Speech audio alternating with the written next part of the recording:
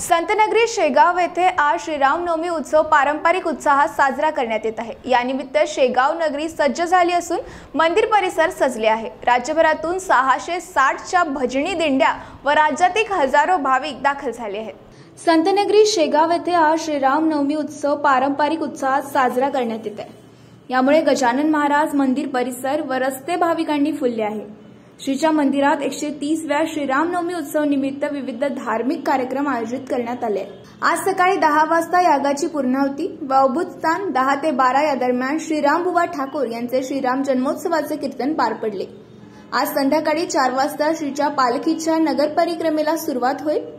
शपालकी, रथ, मेणा, अश्व, टाळकरी, पताकाधारी सह परिक्रमेला सुरुवात होणार आहे। सायंकाळी पालखी श्रीच्या मंदिरात नगर परिक्रमा करून पोहोचेल व आरती होईल। रात्री 8 ते 10 श्रीहरी बुवा वैष्णव यांचे कीर्तन देखील होणार आहे।